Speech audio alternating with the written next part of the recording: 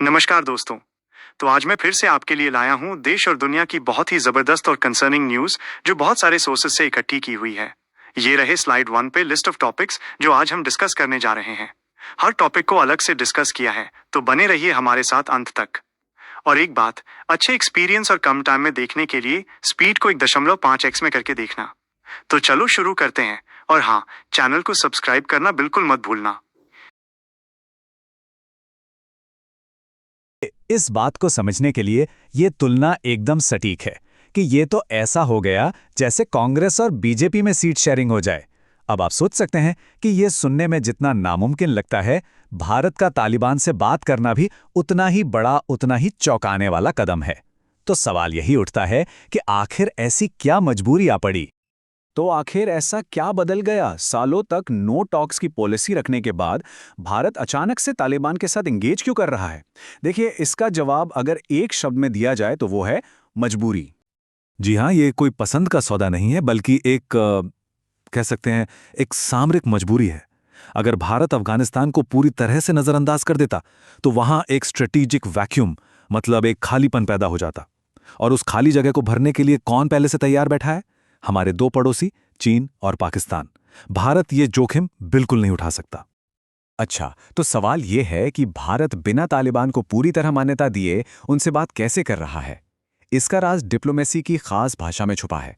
चलिए, इस भाषा को थोड़ा आसान करके समझते हैं। यहाँ पर दो शब्द समझना बहुत जरूरी है, डी फैक्टो और डी ज्योरे। डी ज्योरे का मतलब होता है किसी सरकार को कानूनी तौर पर पूरी तरह से मान्यता देना, जैसे हम अमेरिका या ब्रिटेन की सरकार को देते हैं। लेकिन भारत तालिबान के साथ डी फैक्टो रिश्ता रख रहा है। इसका मतलब ये है कि हम ये मान रहे हैं कि देखो, जमीनी हकीकत तो यही है कि सत्ता उनके हाथ में है, इसलिए प्रैक्टिकल जरूरतों के लिए बात करना जरूरी है, पर हम उन्हें कानूनी तौर पर मान्यता नहीं दे रहे। ये एक बहुत ही स्मार्ट डिप्लोमैटिक चाल है। लेकिन देखिए, भारत इस खेल में अकेला नहीं है। अफगानिस्तान की इस शतरंज की बिसात पर और भी कई बड़े खिलाड़ी मौजूद हैं, और यहीं पर एक खास मंच, एक खास फॉर्मेट का जिक्र आता है। यह है मॉस्को फॉर्मेट। अब इसमें कौन कौन है? रूस, चीन, पाकिस्तान और सेंट्रल एशिया के देश। इसका मतलब यह है कि भारत अकेले जाकर तालिबान से बात नहीं कर रहा। वो एक ऐसे ग्रुप का हिस्सा बनकर बात कर रहा है जहां इस इलाके के सभी बड़े देश मिलकर अपने अपने हितों को सुरक्षित कर रहे हैं। ये भारत को एक तरह का सुरक्षा कवच भी देता है। और यही तो असली वजह है। बस एक मिनट के लिए सोचिए कि अगर इस बातचीत की मेज पर भारत की कुर्सी खाली होती तो क्या होता? वो जगह सीधी सीधी चीन और पाकिस्तान को मिल जाती, जो अफगानिस्तान में अपना असर और भी बढ़ा लेते, और ये भारत के राष्ट्रीय हितों के लिए एक बहुत बड़ा खतरा बन जाता। ये सब कुछ एक बहुत बड़े बदलाव की तरफ इशारा करता है, और वो ये है कि भारत की विदेश नीति अब आदर्शों से ज्यादा हकीकत पर चल रही है। मतलब विचारधारा से भी ऊपर देश का हित है। तो भारत के लिए दांव पर क्या लगा है? 3 बड़ी चीजें। सबसे जरूरी, हमारी अपनी राष्ट्रीय सुरक्षा।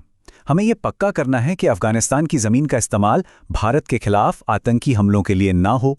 दूसरा, चीन और पाकिस्तान के बढ़ते प्रभाव को रोकना। और तीसरा, ये दिखाता है कि हमारी विदेश नीति अब ज्यादा प्रैक्टिकल हो गई है, जहां फैसले देश के हित को देखकर लिए जाते हैं, न कि सिर्फ सिद्धांतों के आधार पर। तो फिर आगे का रास्ता क्या है? भारत इस मुश्किल रास्ते पर चल कैसे रहा है? इसके लिए भारत ने एक बहुत ही सोची समझी, एक सतर्क 3 पिलर वाली स्ट्रैटेजी अपनाई है।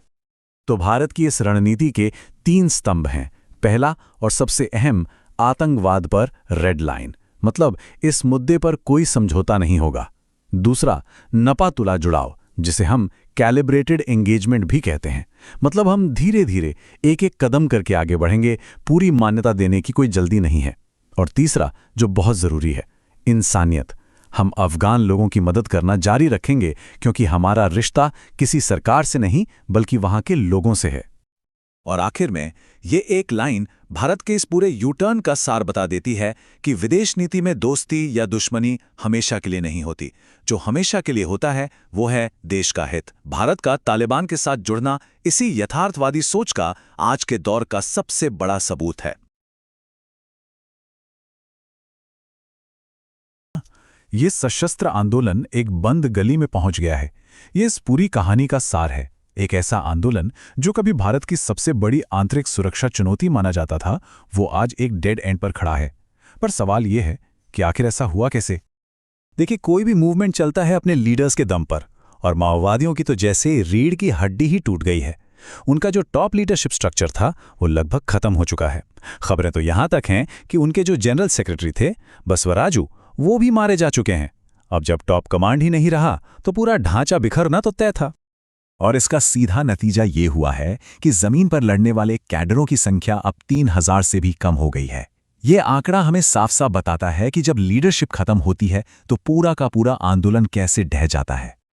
तो चलिए, सबसे पहले जरा इस बंद गली वाली सिचुएशन को थोड़ा और करीब से देखते हैं। आखिर जमीनी हकीकत है क्या, और क्यों एक्सपर्ट्स ये मान रहे हैं कि यह आंदोलन अब बस अपनी आखिरी सांसें गिन रहा है। तो ठीक है, ये तो हो गई आज की बात, लेकिन सवाल ये है कि ये पतन हुआ कैसे? आखिर वो क्या कारण थे जिन्होंने इस इतने पुराने और मजबूत दिख रहे आंदोलन की कमर ही तोड़ दी? मतलब सोचने वाली बात है ना, इतना बड़ा, इतना फैला हुआ आंदोलन आखिर इस हाल में पहुंचा कैसे? इसके पीछे सिर्फ एक नहीं बल्कि कई रणनीतिक गलतियां और कुछ बहुत ही सफल जवाबी कार्रवाइयां हैं। सबसे बड़ी वजहों में से एक है लीडरशिप वैक्यूम, मतलब लीडर्स की कमी। जब आपके सीनियर नेता या तो मार दिए जाते हैं या बहुत बूढ़े हो जाते हैं और उनकी जगह लेने के लिए कोई काबिल नया लीडर तैयार नहीं होता, तो पूरा संगठन बिखर जाता है। और इस लीडरशिप संकट का असर देखिए, उनकी जो सेंट्रल कमेटी है जो सारे बड़े फैसले लेती थी, उसमें अब सिर्फ 13 लोग बचे हैं। जरा सोचिए, सिर्फ 13 लोग। अब इतने कम लोगों के साथ इतना बड़ा संगठन कैसे चलाया जा सकता है? ये तो नामुमकिन सा है।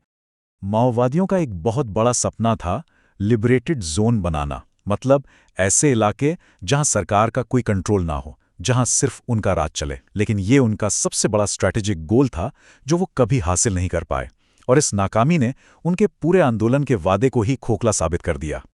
उनकी इस नाकामी के पीछे एक बहुत बड़ी वजह है सरकार की एक बेहद कामयाब स्ट्रैटेजी, और उस स्ट्रैटेजी का हीरो है डिस्ट्रिक्ट रिजर्व गार्ड यानी डीआरजी।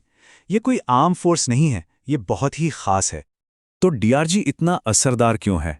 देखिए, जो पारंपरिक सुरक्षा बल होते हैं उनमें अक्सर बाहर के लोग होते हैं जिन्हें ना तो इलाके की समझ होती है ना भाषा की। लेकिन डीआरजी में स्थानीय आदिवासी युवा हैं, यहां तक कि सरेंडर कर चुके माओवादी भी। ये वो लोग हैं जिन्हें जंगल का चप्पा चप्पा पता है।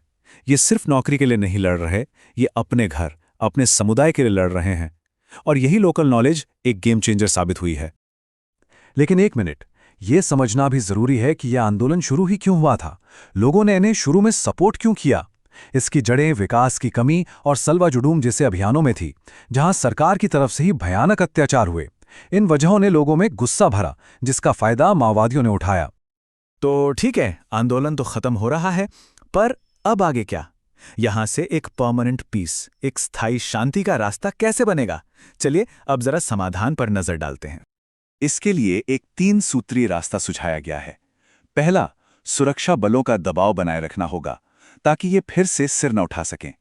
दूसरा, सरेंडर पॉलिसी को और बढ़ावा देना होगा ताकि जो लोग मुख्य धारा में लौटना चाहते हैं उन्हें मौका मिले। और तीसरा, और शायद सबसे जरूरी, उन मूल कारणों को खत्म करना होगा, जैसे विकास की कमी और लोगों के अधिकारों का हनन। और देखिए, ये सिर्फ हिंसा का अंत नहीं है, ये असल में एक नई शुरुआत है। तो जरा सोचिए, जब ये संघर्ष पूरी तरह खत्म हो जाएगा तो इन इलाकों का भविष्य कैसा होगा? जैसे ही शांति आएगी, सबसे पहले तो विकास की गाड़ी तेज दौड़ेगी। वो इलाके जहां आज तक सड़क, स्कूल, अस्पताल नहीं पहुंचे, वहां ये सब पहुंचेगा। देश के कीमती प्राकृतिक संसाधन जो इन इलाकों में हैं, उनका सही इस्तेमाल हो पाएगा। और हां, धीरे धीरे सुरक्षा बलों की भारी तैनाती भी कम हो जाएगी। और आखिर में एक बहुत गहरी बात, जो शायद इस पूरे संघर्ष का सबसे बड़ा सबक भी है, वो ये कि असली क्रांति बंदूक से नहीं आती, वो लोगों के कल्याण से आती है। जब लोगों का जीवन बेहतर होता है तो उन्हें बंदूक उठाने की जरूरत ही नहीं पड़ती।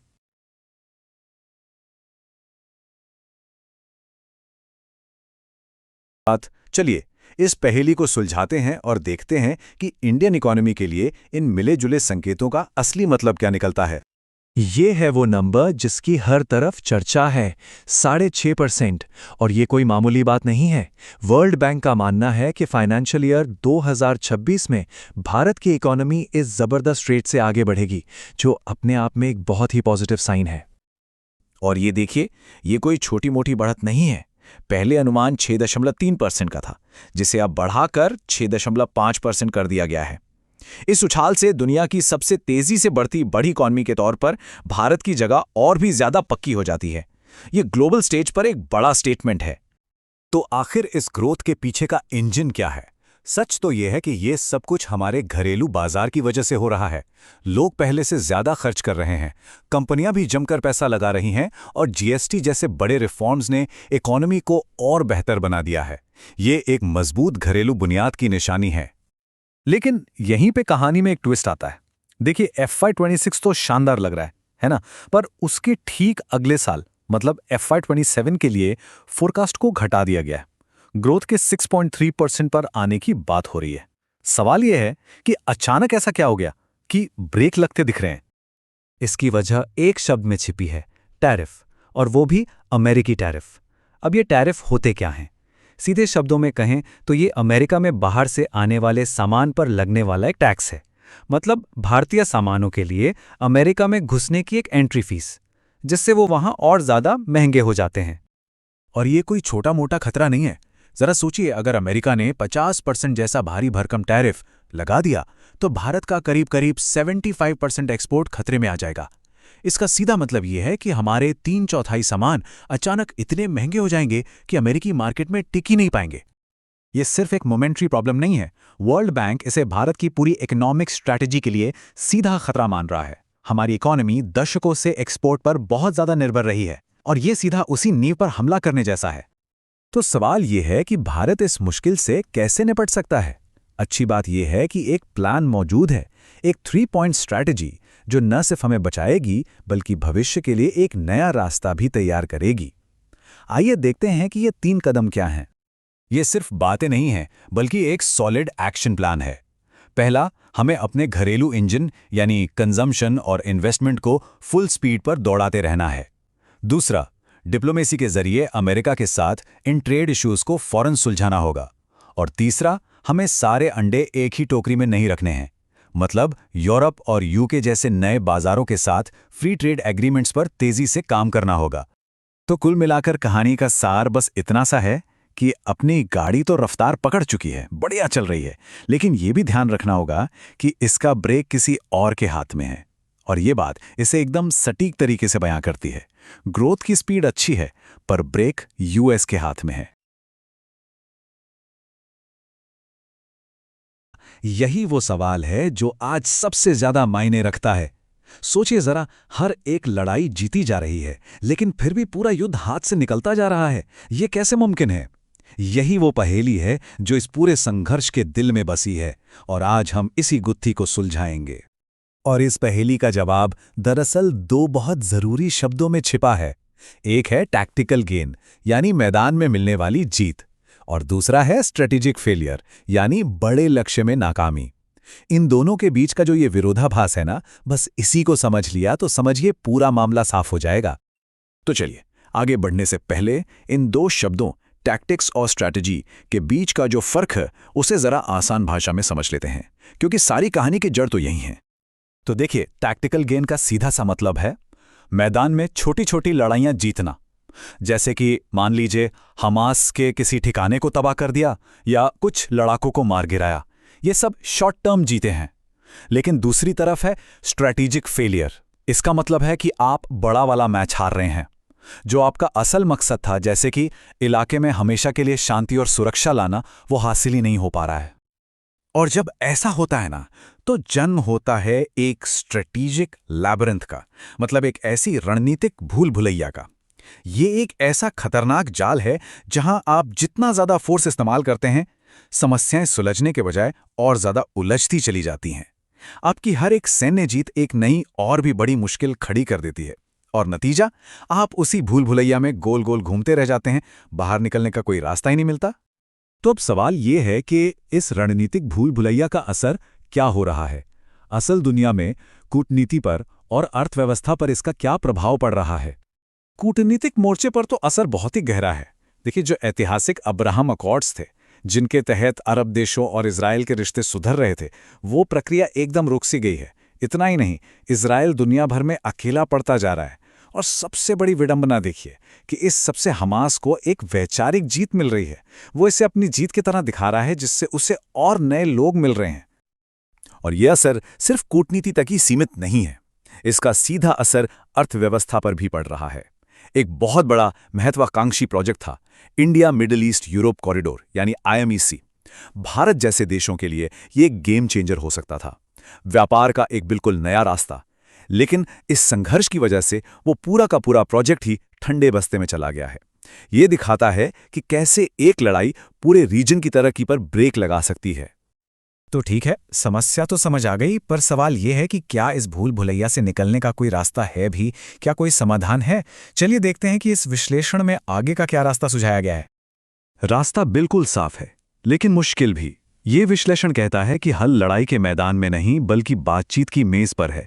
मतलब समाधान सैन्य नहीं बल्कि राजनीतिक है, और इसके लिए 3 कदम सुझाए गए हैं। पहला, फिलिस्तीनियों को एक साफ राजनीतिक भविष्य का भरोसा दिया जाए। दूसरा, अरब देशों के साथ रिश्ते फिर से बनाने के लिए सच्ची कूटनीति अपनाई जाए, कुछ रियायतें दी जाएं। और तीसरा, जो सबसे जरूरी है, अपनी पूरी सोच को बदलना होगा।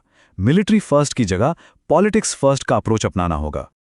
और आखिर में ये पूरा विश्लेषण हमें एक बहुत ही गहरी और शक्तिशाली सोच के साथ छोड़ जाता है कि टैंक युद्ध तो जीत सकते हैं, लेकिन दिल हमेशा कूटनीति ही जीतती है।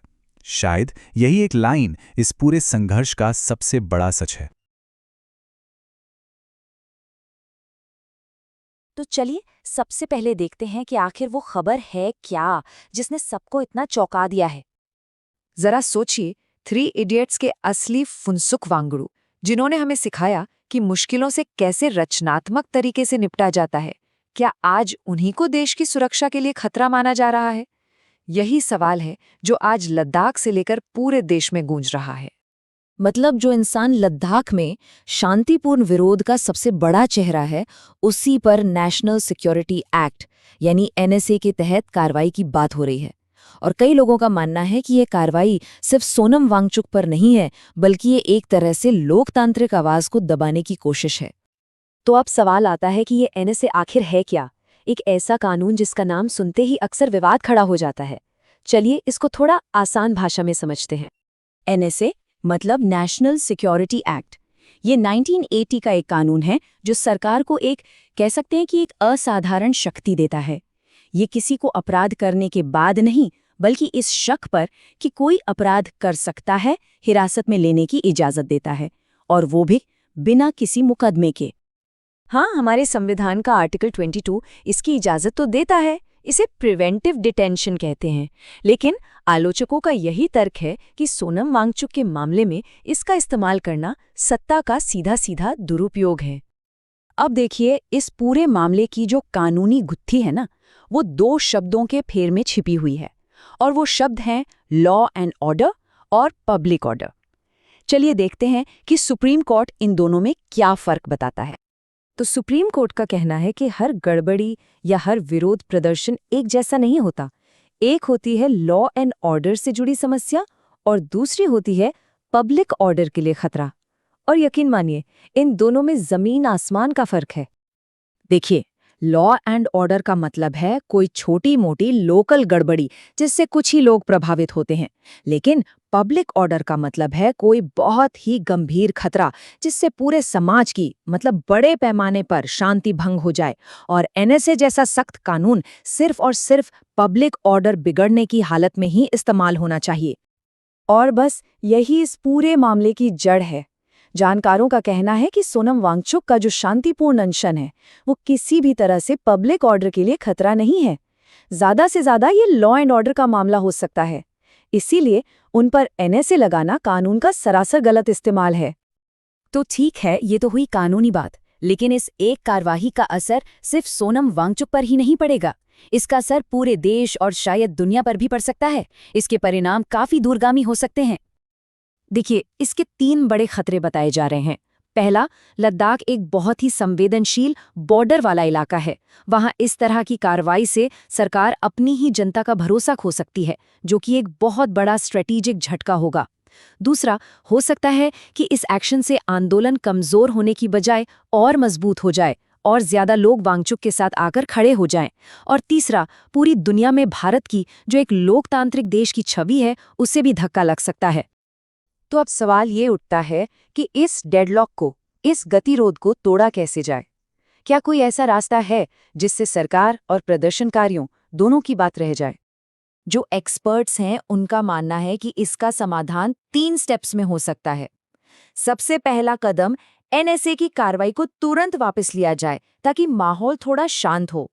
इसके बाद लद्दाख के लोगों की जो संवैधानिक मांगे हैं उन पर गंभीरता से बातचीत शुरू की जाए। और सबसे जरूरी बात, ये पक्का किया जाए कि असहमति की आवाज को दबाया नहीं जाएगा बल्कि सुना जाएगा, क्योंकि आखिर यही तो लोकतंत्र की असली पहचान है। आखिर में एक बहुत सीधी सी बात याद रखने वाली है, एनएसए देश की सुरक्षा के लिए बनाया गया है, न कि असंतोष को दबाने के लिए। अब सवाल ये है कि क्या हम इन दोनों के बीच का फर्क समझ पा रहे हैं? इसी सवाल के साथ हम आज आपको छोड़े जाते हैं। ये सुनने में थोड़ा अजीब लगता है ना?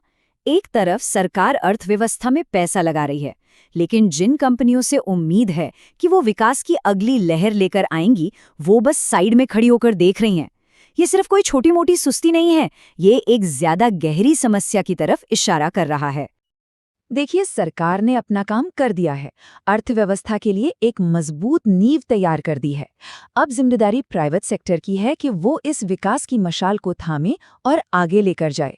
पर सवाल वही का वही है, वो अपने हाथ आगे बढ़ा क्यों नहीं रहे? इस हिचकिचाहट की जड़ तक पहुंचने के लिए ना हमें 2 शब्दों को समझना होगा। ये सिर्फ किताबी बातें नहीं है, बल्कि ये वो 2 ताकतें हैं जो किसी भी इकोनॉमी को असल में चलाती हैं। एक है प्राइवेट कैपेक्स और दूसरा है एनिमल स्पिरिट्स।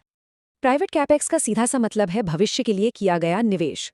जब कोई कंपनी नई फैक्ट्री लगाती है, नई मशीनें खरीदती है, नई टेक्नोलॉजी में पैसा डालती है, तो उसे ही कैपेक्स कहते हैं। और आसान शब्दों में कहें तो यही वो असली इंजन है जो देश में नौकरियां पैदा करता है। और फिर आता है एनिमल स्पिरिट्स। ये किसी भी बिजनेस का, कह सकते हैं, दिल है।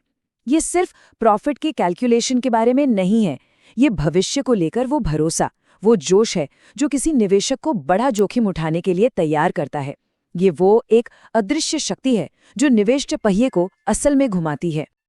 तो अब तस्वीर थोड़ी साफ हुई। समस्या ये है कि भारत में कैपेक्स का इंजन तो है, लेकिन उसे चलाने वाला जोश, वो एनिमल स्पिरिट्स, कहीं गायब है। और ये कमी हमारी अर्थव्यवस्था की एक बहुत ही गहरी, एक बुनियादी कमजोरी को दिखाती है। 36%। बस ये एक नंबर, ये भारत की आर्थिक कहानी के सबसे चिंताजनक पहलुओं में से एक को सामने रखता है। जी हाँ, ये 36% वो हिस्सा है जो भारत का private sector research and development यानी R&D पर खर्च करता है। मतलब देश में भविष्य की टेक्नोलॉजी और इनोवेशन पर जो कुल खर्च हो रहा है, उसमें से सिर्फ 1/3 प्राइवेट कंपनियां कर रही हैं। इससे यही पता चलता है कि कंपनियां आज के लिए तो काम कर रही हैं, लेकिन कल के लिए निवेश नहीं कर रही। और जब हम इस आंकड़े की तुलना दुनिया के दूसरे बड़े देशों से करते हैं, तो असली कहानी सामने आती है। जो देश विकसित हैं, वहां प्राइवेट सेक्टर इनोवेशन का 70% से भी ज्यादा भार उठाता है। तो ये सिर्फ एक छोटा-मोटा गैप नहीं है, ये इनोवेशन की दौड़ में एक बहुत बड़ी खाई है। तो कोई सोचेगा कि ठीक है, अगर कंपनियां R&D में निवेश नहीं कर रहीं तो क्या हुआ? अरे बहुत बड़ा फर्क पड़ता है, क्योंकि जब भविष्य में निवेश रुकता है तो दांव पर सिर्फ कंपनियों का मुनाफा नहीं, बल्कि पूरे देश का भविष्य लगा होता है। देखिए, इसके 3 सीधे-सीधे खतरे हैं। पहला, हमारी आर्थिक विकास की रफ्तार धीमी पड़ जाएगी, जिसका मतलब है कम नौकरियां। दूसरा, हम दुनिया भर में हो रहे आर्थिक उतार चढ़ाव के सामने और भी ज्यादा कमजोर हो जाएंगे। और तीसरा, और सबसे जरूरी, कि प्राइवेट निवेश के इस जोश के बिना विकसित भारत का सपना बस एक सपना ही बनकर रह जाएगा। तो सवाल ये है कि क्या इस चक्र को तोड़ा जा सकता है? क्या कोई ऐसा रास्ता है जिससे प्राइवेट इन्वेस्टमेंट की इस रुकी हुई गाड़ी को फिर से रफ्तार दी जा सके? हाँ, जवाब है हाँ, लेकिन इसके लिए एक ठोस रणनीति चाहिए होगी। इसके लिए एक 3 तरफा रणनीति की जरूरत है। सबसे पहला, R&D को टैक्स में छूट देकर और आकर्षक बनाना होगा, ताकि कंपनियां भविष्य के लिए सोचें। दूसरा, पॉलिसी में स्थिरता लानी होगी, जिससे निवेशकों को ये भरोसा हो कि नियम रातों रात नहीं बदलेंगे। और सबसे जरूरी, देश के अंदर डिमांड को बढ़ाना होगा, क्योंकि कंपनियां पैसा तभी लगाएंगी जब उन्हें देश में खरीदार मिलेंगे। तो कुल मिलाकर बात यह है कि सरकार ने जमीन तैयार कर दी है, बीज भी बो दिया है, लेकिन इस बीज को एक बड़ा पेड़ बनाने के लिए पानी तो प्राइवेट सेक्टर को ही डालना होगा। सवाल अब ये नहीं है कि वो तैयार हैं या नहीं, सवाल ये है कि भारत की अर्थव्यवस्था उनके तैयार होने का और कितना इंतजार कर सकती है।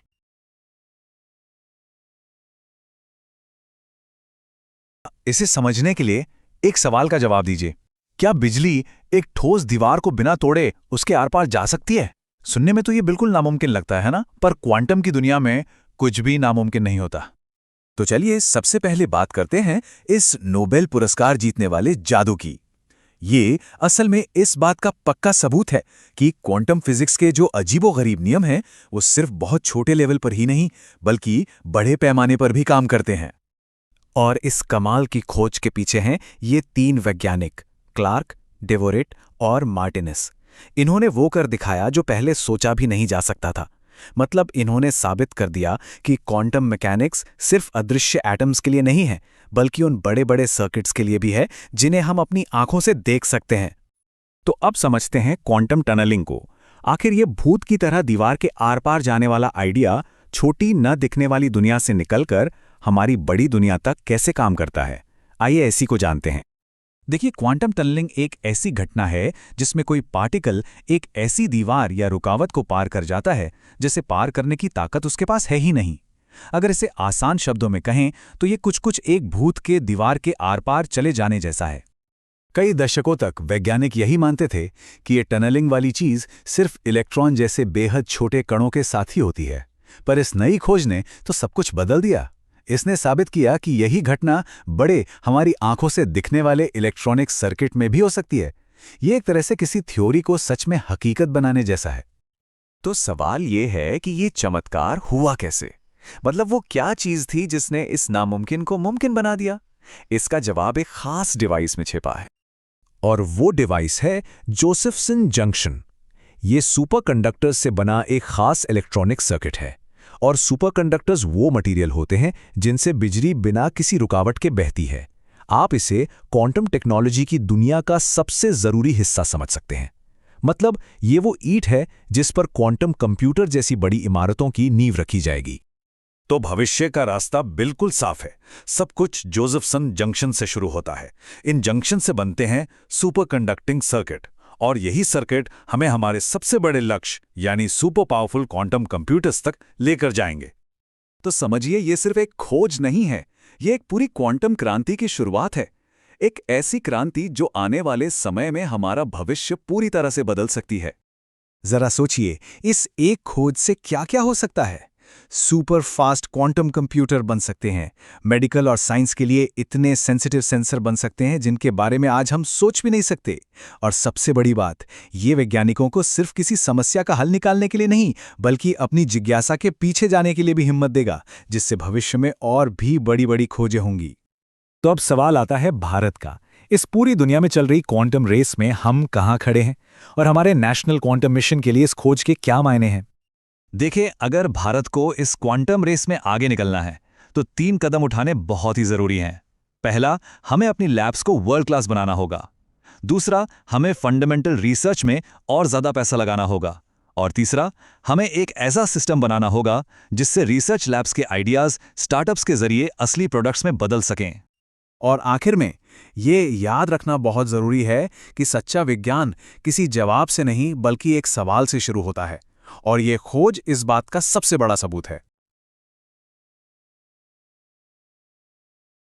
स्क्रीन पर जो ये नंबर है 25,000 टन, जरा इसके बारे में सोचिए, ये कितना सोना होता है। जी हाँ, इतना सोना जिसकी कीमत $2.4 ट्रिलियन से भी कहीं ज्यादा है, वो हमारे आपके घरों में, मंदिरों की तिजोरियों में बस यूं ही पड़ा हुआ है। एक ऐसी दौलत जो इकोनॉमी में मतलब कोई काम ही नहीं आ रही। तो यहाँ सबसे बड़ा सवाल यही खड़ा हो जाता है, ये जो इतना बड़ा सोने का भंडार है, क्या ये देश के लिए एक खजाना है या फिर एक ऐसा बोझ जो हमारी इकोनॉमी को आगे बढ़ने से रोक रहा है? चलिए इसी सवाल की तह तक जाते हैं और समझते हैं भारत के इस गोल्डन पैराडॉक्स को। आखिर सेविंग्स पर इतना जोर देने वाले देश में इतनी दौलत बेकार क्यों पड़ी है? देखिए, इस विरोधाभास की जड़ें ना काफी गहरी हैं। एक तरफ तो हम दुनिया के सबसे बड़े गोल्ड इंपोर्टर्स में से एक हैं, जिस पर हम कीमती विदेशी मुद्रा खर्च करते हैं, और दूसरी तरफ यही खर्च सीधे सीधे हमारे करंट अकाउंट डेफिसिट यानी CAD को बढ़ाता है, और ये इकोनॉमी के लिए एक बहुत बड़ी चुनौती है। अब ये कैड है क्या चीज? बहुत आसान शब्दों में समझे तो जब कोई देश अपने एक्सपोर्ट से जितना पैसा कमाता है उससे कहीं ज्यादा अपने इंपोर्ट पर खर्च कर देता है, तो उसे कहते हैं करंट अकाउंट डेफिसिट। मतलब सीधा सा आमदनी अठन्नी, खर्चा रुपया। तो इसी इकोनॉमिक इम्बैलेंस को ठीक करने के लिए और तिजोरियों में बंद पड़े सोने को काम पे लगाने के लिए एक योजना लाई गई। चलिए जानते हैं इस दौलत को अनलॉक करने वाली स्कीम के बारे में। ये है गोल्ड मोनेटाइजेशन स्कीम। इसका आइडिया बहुत ही सिंपल है। लोग अपने घरों में जो सोना रखा है उसे बैंकों में जमा करवाएं और उस पर ब्याज कमाएं। यानी जो सोना अब तक एक कह सकते हैं डेड एसेट था, वो अब इनकम पैदा करने वाला एसेट बन सकता है। लेकिन इस स्कीम का मकसद सिर्फ ब्याज कमाने से कहीं ज्यादा बड़ा है। इसका असली लक्ष्य है भारत को आत्मनिर्भर बनाना।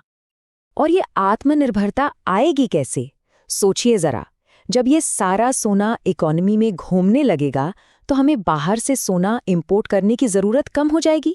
इसका सीधा असर हमारा CAD घटेगा। इतना ही नहीं, देश के बड़े बड़े इंफ्रास्ट्रक्चर प्रोजेक्ट्स के लिए घर से ही पैसा मिलेगा, और जो हम विदेशी निवेश पर इतना निर्भर रहते हैं वो निर्भरता भी कम होगी। तो सवाल ये उठता है कि अगर ये स्कीम इतनी ही शानदार है तो पहले ये कामयाब क्यों नहीं हुई? और यहीं पर सामने आती है सबसे बड़ी चुनौती, ट्रस्ट डेफिसिट यानी विश्वास की कमी। देखिए, ये कोई नई कोशिश नहीं है। 1999 में भी एक ऐसी स्कीम आई थी, फिर 2015 में भी, लेकिन दोनों को ही कोई खास सफलता नहीं मिली। आज की जो कोशिश है वो इन्हीं पुरानी गलतियों से सीखकर आगे बढ़ने की है। आखिर ये फेल क्यों हुई? सबसे बड़ी वजह थी विश्वास की कमी। लोगों के मन में टैक्स अधिकारियों की जांच का डर था। सोना जमा करने का प्रोसेस बहुत कॉम्प्लिकेटेड था, और सबसे बड़ी बात, सोने की शुद्धता जांचने के लिए भरोसेमंद सेंटर आसानी से मिलते ही नहीं थे। ऊपर से पारिवारिक सोने से जो इमोशनल अटैचमेंट है वो तो है ही। तो फिर इस मोनेटाइजेशन को सफल बनाया कैसे जाए? अच्छी खबर ये है कि इसका एक बिल्कुल साफ सुथरा रोडमैप मौजूद है। कामयाबी के लिए 3 कदम उठाने होंगे। पहला, विश्वास की एक ऐसी नींव बनानी होगी जो टूटे ना। मतलब स्कीम को टैक्स डिपार्टमेंट से बिल्कुल अलग करना होगा, एक नो क्वेश्चंस आस्क्ड पॉलिसी के साथ। दूसरा, पूरे प्रोसेस को डिजिटल बनाना होगा, simple digital gold balance accounts के जरिए। और तीसरा, हर तालुका, हर उप जिले में सोने की प्योरिटी चेक करने वाले यानी एसेइंग और हॉलमार्किंग सेंटर खोलने होंगे, ताकि हर किसी के लिए ये आसान हो। जैसा कि कहते हैं, सोना तिजोरी में बंद नहीं, इकोनॉमी में चलना चाहिए। तो असली सवाल यही है, क्या भारत का ये विशाल सोने का भंडार कभी तिजोरियों से निकलकर देश की इकोनॉमी की रीढ़ की हड्डी बन पाएगा? क्योंकि इसी सवाल के जवाब पर भारत का आर्थिक भविष्य टिका हुआ है।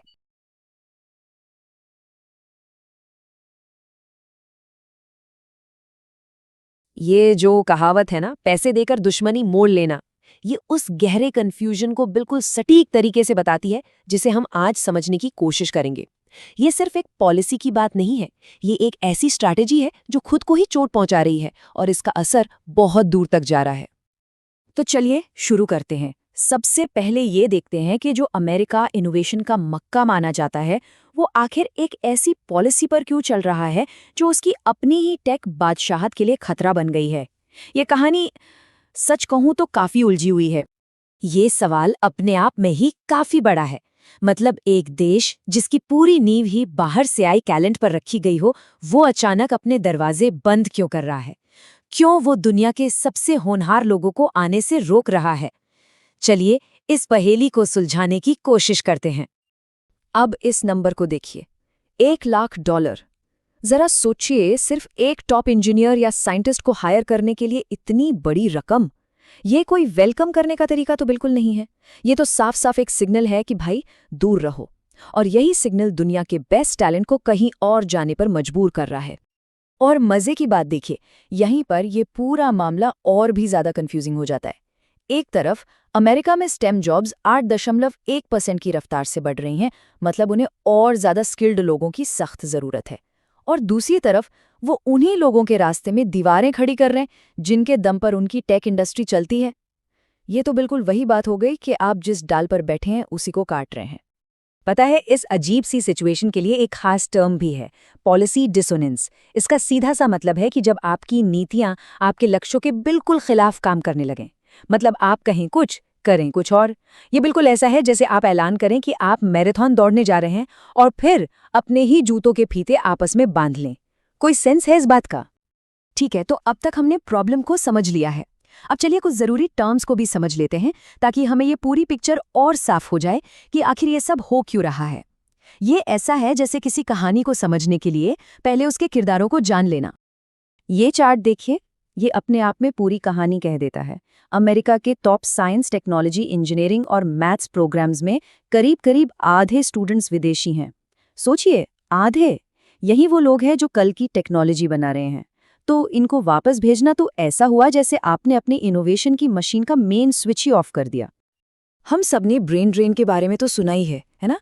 मतलब हमारे देश के सबसे होशियार लोग काम करने के लिए अमेरिका चले जाते थे।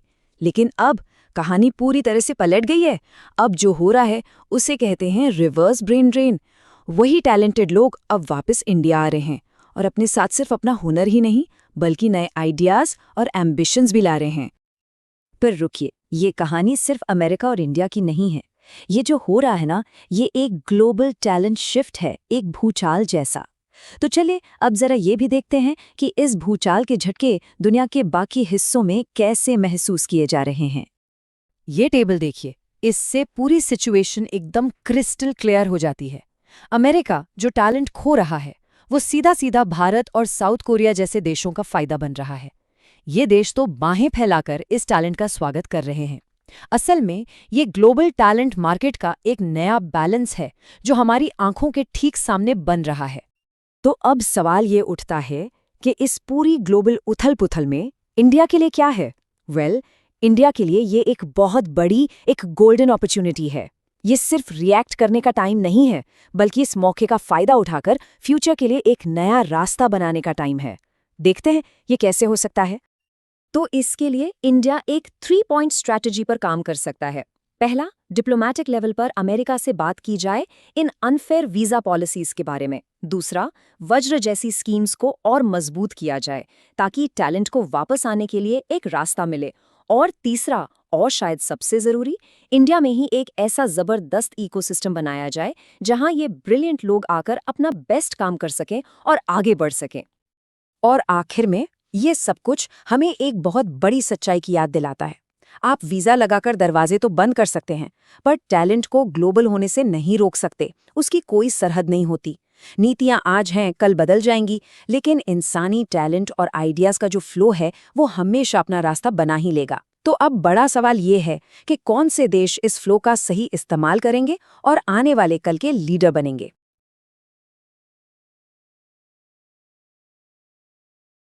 क्या भारत और यूके के बीच $100 अरब की साझेदारी मुमकिन है? सुनने में ये आंकड़ा बहुत बड़ा लगता है ना? लेकिन यही वो महत्वाकांक्षी लक्ष्य है जो इस नए रिश्ते की नींव बन रहा है। देखिए, फिलहाल दोनों देशों के बीच का व्यापार लगभग $56 अरब का है और लक्ष्य है इसे लगभग दोगुना करके $100 अरब तक पहुंचाना। यही वो टारगेट है जिसके इर्द गिर्द सारी रणनीति बुनी जा रही है। पर सवाल ये है कि ये आर्थिक विकास होगा कैसे? इसके पीछे की सबसे बड़ी ताकत क्या है? तो जवाब है मुक्त व्यापार समझौता यानी FTA, जो इस पूरी साझेदारी का असली इंजन है। तो ये FTA यानी फ्री ट्रेड एग्रीमेंट आखिर है क्या? इसे आसान भाषा में समझते हैं। ये एक ऐसा समझौता है जो दो देशों के बीच व्यापार में आने वाली रुकावटों जैसे कि टैक्स और टैरिफ को हटा देता है। सोचिए, भारत की चाय यूके में और यूके की कोई टेक्नोलॉजी भारत में बिना किसी एक्स्ट्रा टैक्स के आ जा सके, तो दोनों देशों के लिए व्यापार करना कितना आसान और फायदेमंद हो जाएगा। अच्छा, इससे भारत को क्या मिलने वाला है? सबसे बड़ा फायदा तो हमारे सर्विस सेक्टर यानी IT और फाइनेंस जैसे क्षेत्रों को होगा, जिसमें हम पहले से ही दुनिया में अपना लोहा मनवा चुके हैं। इसके अलावा हमारे प्रोडक्ट्स को यूके के बाजार तक आसान पहुंच मिलेगी और दुनिया भर के व्यापार में भारत की साख और भी मजबूत होगी। लेकिन रुकिए, ये रिश्ता सिर्फ व्यापार और आंकड़ों का नहीं है। इसकी असली बुनियाद तो लोगों के आपसी जुड़ाव में है और यही इस कहानी का सबसे दिलचस्प हिस्सा है। चलिए अब इस पर नजर डालते हैं। 1.8 मिलियन यानी 18 लाख, ये सिर्फ एक आंकड़ा नहीं है। ये यूके में बसे भारतीय मूल के उन लोगों की ताकत है जो दोनों देशों के बीच एक लिविंग ब्रिज यानी एक जीते जागते पुल की तरह काम करते हैं। ये लिविंग ब्रिज का कॉन्सेप्ट क्या है? ये एक ऐसा पुल है जो ईंट पत्थर से नहीं बल्कि संस्कृति, परिवार और पेशेवर रिश्तों से बना है। जब लोग एक दूसरे से जुड़ते हैं तो देश अपने आप करीब आ जाते हैं। यही है सॉफ्ट पावर की असली ताकत। और ये सिर्फ कोई किताबी बात नहीं है। यंग प्रोफेशनल स्कीम इसका एक बेहतरीन उदाहरण है। इस स्कीम के तहत दोनों देशों के नौजवान एक दूसरे के यहाँ जाकर 2 साल तक काम कर सकते हैं, वहाँ की संस्कृति को समझ सकते हैं। इससे ये लिविंग ब्रिज और भी ज्यादा मजबूत होता है। तो हमने व्यापार की बात की, लोगों के जुड़ाव को समझा। अब जरा इस साझेदारी के रणनीतिक पहलू पर आते हैं, यानी डिफेंस और डिप्लोमेसी। रक्षा के क्षेत्र में अब बात सिर्फ हथियार खरीदने बेचने की नहीं है। अब दोनों देश मिलकर सैन्य हार्डवेयर बनाएंगे, समुद्री सुरक्षा पर साथ काम करेंगे और ये सब कुछ भारत के आत्मनिर्भर भारत मिशन को सीधे तौर पर मजबूती देगा। और कूटनीति के मोर्चे पर सोचिए, यूके संयुक्त राष्ट्र सुरक्षा परिषद का एक स्थायी सदस्य है। ऐसे में उसके साथ एक मजबूत दोस्ती होना भारत को दुनिया के सबसे बड़े मंच पर अपनी बात रखने में और अपने लक्ष्यों को हासिल करने में बहुत बड़ी मदद करता है। तो तस्वीर तो काफी अच्छी दिख रही है, लेकिन इस साझेदारी को पूरी तरह से सफल बनाने के लिए आगे क्या करना जरूरी है? आगे की राह क्या है? देखिए, आगे 3 सबसे जरूरी कदम हैं। पहला, रक्षा सौदों को सिर्फ कागजों से निकालकर हकीकत में बदलना। दूसरा, जिस एफटीए की इतनी बात हो रही है उसे जल्द से जल्द लागू करना। और तीसरा, हमारे छात्रों और प्रोफेशनल्स के लिए वीजा नियमों को और आसान बनाना। इस रिश्ते का भविष्य इन्हीं 3 बातों पर टिका है। और अंत में एक लाइन जो इस पूरी कहानी का सार बता देती है। ब्रेग्जिट के बाद यूके को एक दोस्त मिला और भारत को एक नया बाजार। ये एक ऐसा रिश्ता है जो दोनों के लिए फायदेमंद है और जो वाकई दोनों देशों के लिए एक नए और सुनहरे अध्याय की शुरुआत कर रहा है। तो सवाल ये उठता है कि आखिर हुआ क्या? एक वक्त था जब वेस्ट का मतलब था एक मजबूत, एकजुट टीम, लेकिन अब ऐसा नहीं है। ये मल्टीपोलर क्यों हो गया? मतलब इसमें अलग-अलग पावर सेंटर कैसे बन गए? आइए इसी को डिकोड करते हैं। तो सबसे पहले ये समझते हैं कि आखिर ये बदलाव है क्या। मतलब पश्चिमी देशों के इस गठबंधन में अंदर ही अंदर चल क्या रहा है। देखिए, जो पुराना आइडिया था वो था कलेक्टिव वेस्ट का। मतलब अमेरिका लीडर है और बाकी सब उसके साथ, हर बड़े मुद्दे पर एक ही सुल। लेकिन अब हकीकत बदल चुकी है। आज की नई रियलिटी है मल्टीपोलर वेस्ट। यहां अमेरिका, यूके, फ्रांस, जर्मनी सब अपने अपने रास्ते पर हैं, अपनी अपनी स्ट्रैटेजी बना रहे हैं। तो हुआ ये कि एक बड़े पावर सेंटर की जगह अब कई छोटे छोटे लेकिन मजबूत पावर सेंटर बन गए हैं। तो सवाल ये है कि ये बिखराव आखिर हो क्यों रहा है? इसके पीछे ना 2 बहुत बड़ी वजह हैं और इन वजहों ने अमेरिका और यूरोप के रिश्तों को पूरी तरह से बदल कर रख दिया है। पहला कारण तो था अमेरिका की अमेरिका फर्स्ट वाली सोच। इस पॉलिसी ने जो सालों पुराने गठबंधन थे उनकी नींव पर ही सवाल उठा दिया। यूरोप के देशों को लगने लगा कि क्या अमेरिका अब एक भरोसेमंद पार्टनर रहा भी है या नहीं। इससे उनके बीच का जो भरोसा था वो काफी कम हो गया। और फिर आया इसका रिएक्शन। दूसरी बड़ी वजह बनी यूरोप की स्ट्रेटेजिक ऑटोनॉमी की चाहत। फ्रांस इसमें सबसे आगे रहा। इसका मतलब सीधा सा है, यूरोप अब अपने फैसले खुद लेना चाहता है। चाहे फॉरेन पॉलिसी हो या डिफेंस, वो हर बात के लिए अमेरिका की तरफ नहीं देखना चाहता। उन्हें अपनी एक इंडिपेंडेंट आवाज चाहिए। ठीक है, तो पश्चिम में ये सब चल रहा है, लेकिन इससे भारत का क्या लेना देना? यहीं पर कहानी इंटरेस्टिंग हो जाती है। असल में ये भारत के लिए एक बहुत बड़ा डिप्लोमैटिक मौका है। तो ये भारत के लिए जरूरी क्यों है? देखिए, 2 बातें हैं। पहली, अब भारत को एक पूरे वेस्टर्न ब्लॉक से बात नहीं करनी पड़ती। इसकी जगह वो हर देश के साथ अलग अलग डील कर सकता है। जैसे फ्रांस के साथ डिफेंस पार्टनरशिप, जर्मनी के साथ टेक्नोलॉजी पर काम, यूके के साथ ट्रेड, सब अपनी अपनी शर्तों पर। और दूसरी, इससे भारत की जो मल्टी अलाइनमेंट की पुरानी पॉलिसी है ना, मतलब हम किसी एक गुट का हिस्सा नहीं बनेंगे, सबके साथ अपने हितों के हिसाब से काम करेंगे, उस पॉलिसी पर एक तरह से मुहर लग गई है। तो अब सवाल आता है कि भारत को आगे करना क्या चाहिए? इस बदलते हुए माहौल का फायदा उठाने के लिए क्या कदम उठाने होंगे? तो आगे का रास्ता काफ़ी हद तक साफ है और इसे 3 स्टेप्स में समझ सकते हैं। स्टेप 1, मल्टी अलाइनमेंट की जो अपनी पॉलिसी है उसे और कॉन्फिडेंस के साथ आगे बढ़ाना, मतलब ज़रूरत के हिसाब से अलग अलग देशों के साथ मिलकर काम करना। स्टेप 2, फ्रांस और जर्मनी जैसे जो यूरोप के बड़े खिलाड़ी हैं उनके साथ अपने द्विपक्षीय यानी बायलैटरल रिश्तों को और मजबूत करना, चाहे वो इकोनॉमी हो या डिफेंस। और स्टेप 3, जो कि सबसे ज़रूरी है, वो कोल्ड वॉर वाली पुरानी मानसिकता की या तो आप इस ब्लॉक में हो या उस ब्लॉक में, उसे पूरी तरह से छोड़ देना होगा और एक कॉन्फिडेंट फॉरेन पॉलिसी अपनानी होगी। तो कुल मिलाकर बात यह है कि जो चीज़ दुनिया को वेस्ट में एक दरार की तरह दिख रही है, वो असल में भारत के लिए दोस्ती और पार्टनरशिप के नए दरवाजे खोल रही है। ये एक ऐसा मौका है जहां भारत एक स्वतंत्र और मजबूत ग्लोबल पावर के तौर पर अपनी जगह को और भी पुख्ता कर सकता है।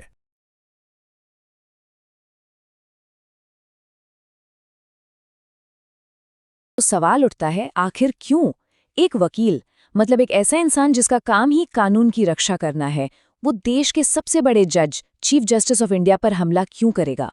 ये सिर्फ एक हमला नहीं है, ये एक सवाल है जो हम सबसे, हमारे पूरे सिस्टम से पूछा जा रहा है।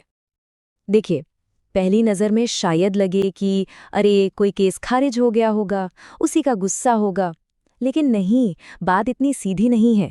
अगर ऐसा सोच रहे हैं तो हम सिर्फ सतह देख रहे हैं। असल कहानी तो इसके बहुत बहुत नीचे दबी हुई है। इसकी जड़ें कहीं ज्यादा गहरी हैं।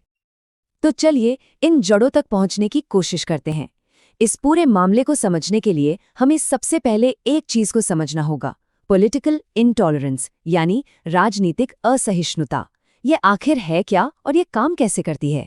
आइए देखते हैं। असहिष्णुता या इंटॉलरेंस, इसका मतलब सिर्फ ये नहीं है कि आप किसी बात से सहमत नहीं हैं। नहीं, इसका मतलब है कि आप दूसरे के विचार को स्वीकार करने से ही इनकार कर देते हैं।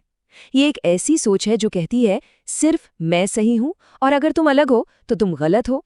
और फिर यही सोच पहले बातों में जहर घोलती है और फिर वही जहर हिंसा में बदल जाता है। ये वो माहौल बना देती है जहां बातचीत की कोई गुंजाइश नहीं बचती, सिर्फ टकराव होता है। और विडंबना देखिए, इस पूरे मामले में एक बहाना बनाया गया PIL का। PIL यानी जनहित याचिका। ये एक ऐसा कमाल का कानूनी हथियार है जो आम आदमी को ताकत देता है कि वो सबके भले के लिए कोर्ट जा सके। और देखिए, उसी हथियार को जो लोकतंत्र को मजबूत करने के लिए है, उसी का इस्तेमाल लोकतंत्र के एक स्तंभ पर हमले के लिए एक बहाने के तौर पर किया गया। तो अब ये समझना जरूरी है कि ये सिर्फ एक व्यक्ति या एक संस्था पर हमला नहीं है। नहीं, ये सीधा सीधा हमारे लोकतंत्र की जड़ों पर, उसकी नींव पर हमला है। और इसके जो नतीजे हैं वो बहुत ज्यादा गंभीर हो सकते हैं। आइए देखते हैं कैसे। तो यहाँ ना दो अलग अलग विचारों की, दो अलग अलग भारत की सोच की टक्कर है। एक तरफ एक कहानी है जो बार बार सुनाई जाती है कि बहुसंख्यक खतरे में है और इस डर का इस्तेमाल करके आक्रामकता को, गुस्से को सही ठहराया जाता है। और दूसरी तरफ है हमारी संवैधानिक नैतिकता, हमारा संविधान जो कहता है कि नहीं, हमें एक दूसरे को बर्दाश्त करना है, सहिष्णु रहना है और कानून का राज सबसे ऊपर है। तो ये जो हमला हुआ ना, ये असल में हमारे संविधान के इन्हीं मूल सिद्धांतों पर हमला था। तो इसका असर क्या होता है? जब देश की सबसे बड़ी अदालत की इज्जत पर हमला होता है, उसकी गरिमा को ठेस पहुंचती है, तो क्या होता है? लोगों का न्याय पर से भरोसा कमजोर पड़ता है। जब कानून के राज पर ही सवाल उठने लगे तो क्या होता है? समाज में एक डर का माहौल बनता है, एक अराजकता की स्थिति पैदा होती है। ये असल में हमारे लोकतांत्रिक तरीकों पर एक सीधा हमला है। ठीक है, तो हमने समस्या समझ ली, उसके खतरे समझ लिए, लेकिन सिर्फ समस्या पर बात करने से तो काम नहीं चलेगा। असली सवाल तो ये है कि अब आगे क्या? इस सिचुएशन से बाहर निकलने का रास्ता क्या है? हम ऐसा क्या करें कि दोबारा कभी ऐसा कुछ न हो? देखिए, रास्ता साफ है, लेकिन उस पर चलने की इच्छा शक्ति चाहिए। सबसे पहला काम, जिसने ये किया है उसके खिलाफ इतनी सख्त और तेज कार्रवाई हो कि वो एक मिसाल बन जाए, ताकि भविष्य में कोई ऐसा करने की सोच भी न सके। दूसरा, हमारे जजों की, हमारी अदालतों की सुरक्षा, उसकी तुरंत समीक्षा हो और उसे और मजबूत किया जाए। और तीसरा, और शायद सबसे जरूरी, हमारी पॉलिटिकल पार्टियों को एक साथ आना होगा। उन्हें यह कहना होगा कि हम इस तरह की असहिष्णुता को बर्दाश्त नहीं करेंगे, चाहे वो किसी भी तरफ से आए। और आखिर में बस एक सवाल, एक बहुत जरूरी सवाल। जब न्याय का मंदिर ही, न्याय का घर ही महफूज नहीं रहेगा, तो फिर हमारा लोकतंत्र कैसे बचेगा? ये सिर्फ एक सवाल नहीं है, ये हम सबके लिए एक चेतावनी है। इस पर सोचना बहुत जरूरी है। जो कफ सिरप बच्चों को पिलाया जा रहा है वो असल में दवा है या फिर जहर? ये सवाल यूं ही हवा में नहीं है। हाल ही में जब 14 बच्चों की जान चली गई, तो इस सवाल का जवाब जानना हम सब के लिए बहुत बहुत जरूरी हो गया है। तो आखिर ये हुआ कैसे? गलती हुई कहाँ? देखिए, इस पूरी ट्रेजेडी के पीछे कोई एक वजह नहीं है। असल में इसकी दो बिल्कुल अलग-अलग और बहुत बड़ी वजह हैं। पहली वजह है दवा में की गई मिलावट। दवा में डायेथिलीन ग्लाइकॉल नाम का एक जहरीला इंडस्ट्रियल केमिकल पाया गया। सोचिए, एक ऐसा केमिकल जो दवा में कभी होना ही नहीं चाहिए था। ये साफ साफ बनाने वाली कंपनी की, यानी मैन्युफैक्चरर की गलती है। इसको थोड़ा और आसान भाषा में समझते हैं। दवा में होना चाहिए था डेक्स्ट्रोमेथोफन, जो खांसी ठीक करने का काम करता है, लेकिन उसकी जगह दवा में मिला दिया गया DEG, जो कि एक जहर है और किडनी फेल कर सकता है। मतलब प्रॉब्लम हर कफ सिरप में नहीं, बल्कि उस एक बैच में हुई खतरनाक मिलावट में थी। अब आती है दूसरी और उतनी ही बड़ी वजह, और वो है डोज। एक बहुत ही जरूरी बात है जिसे अक्सर लोग भूल जाते हैं। बच्चों की दवा की डोज उनकी उम्र देखकर नहीं, उनके वजन, उनके बॉडी वेट के हिसाब से तय की जाती है। और अगर ये कैलकुलेशन जरा भी गड़बड़ हुई तो ये बहुत खतरनाक साबित हो सकता है। और ये खतरा तब और भी कई गुना बढ़ जाता है जब दवाइयां ओवर द काउंटर, यानी बिना डॉक्टर की पर्ची के किसी भी मेडिकल स्टोर पर आसानी से मिल जाती हैं। इसी से खतरनाक सेल्फ मेडिकेशन की आदत को बढ़ावा मिलता है। तो ये तो हो गई प्रॉब्लम, लेकिन अब सवाल उठता है कि इसका समाधान क्या है? हम और आप क्या कर सकते हैं, और पूरे सिस्टम में क्या बदलाव लाने की जरूरत है? सबसे पहला और सबसे जरूरी कदम बच्चों को खुद से दवा देना फौरन बंद करना होगा। हल्की फुल्की खांसी जुकाम के लिए भाप देना, सलाइन नेजल ड्रॉप्स का इस्तेमाल करना, या फिर 1 साल से बड़े बच्चों के लिए शहद देना, ये सब कहीं ज्यादा सुरक्षित घरेलू उपाय हैं। लेकिन सिर्फ इतना काफी नहीं है। सिस्टम के लेवल पर भी कुछ ठोस कदम उठाने होंगे। जैसे बच्चों की दवाएं बिना पर्ची के क्यों बिक रही हैं, इसकी तुरंत समीक्षा होनी चाहिए। सही डोज कैसे दें, इस पर एक देशव्यापी जागरूकता अभियान चलाना होगा। और हाँ, सबसे जरूरी, दवा कंपनियों पर क्वालिटी कंट्रोल के जो नियम हैं, उन्हें सख्ती से लागू करवाना होगा।